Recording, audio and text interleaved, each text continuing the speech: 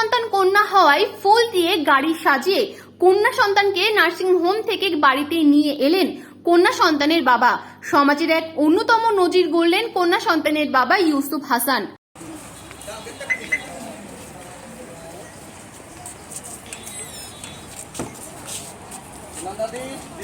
উল্লেখ্য, গত 18 মে মুর্শিদাবাদের রঘুনাথগঞ্জ এর একটি বেসরকারি নার্সিং হোমে জন্মগ্রহণ করেন রোকসা পারভিনের কন্যা।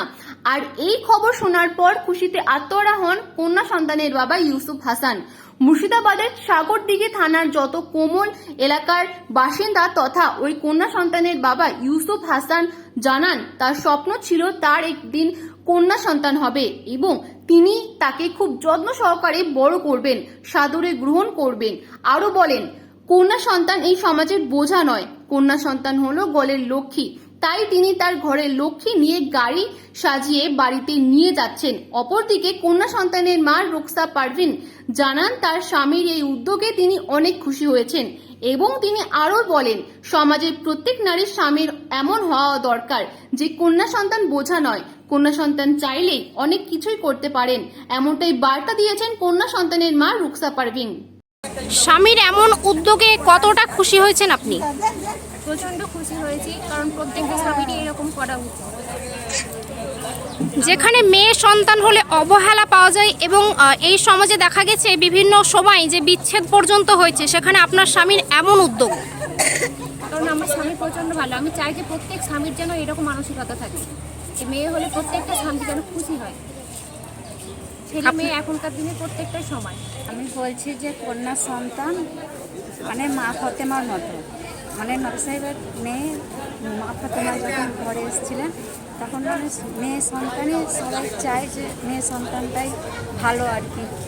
দুনিয়ার বুকে যখন নিয়ে এসছে তখন মাদেরকে মানে ভারী, মা বাবা কাউকেই ভারী হতে নেই। সবাই যেন চায় যে মেয়ে সন্তানও একটা ছেলের মতোই, মেয়েও যেমন সন্তান তেমন ছেলেটাও সন্তান। মেয়ে আর ছেলে বলে কোনো ভেদাভেদ নেই, ছেলে মেয়ে দুটোই সমান। এই সমাজে দেখা যায় কন্যা সন্তানের সময় বিভিন্ন সময় যে বিচ্ছেদ হয় বাবা মায়ের, সেখানে কন্যা সন্তান হয়, বাবা সাদরে গ্রহণ করছেন কন্যা সন্তানকে, কি বলবেন? বিবাহ বিচ্ছেদ হয়, যেমন ধরেন কেউ আর কি মেনে নিতে পারছে না, এটা কিন্তু ভুল কথা।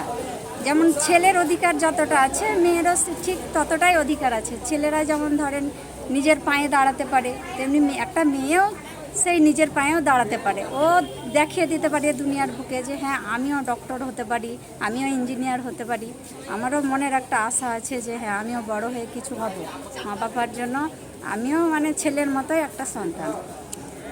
এই কন্যা কে হচ্ছে আপনার? আমার নাতনি হচ্ছে। ব্যুরো রিপোর্ট, পিবি বার্তা।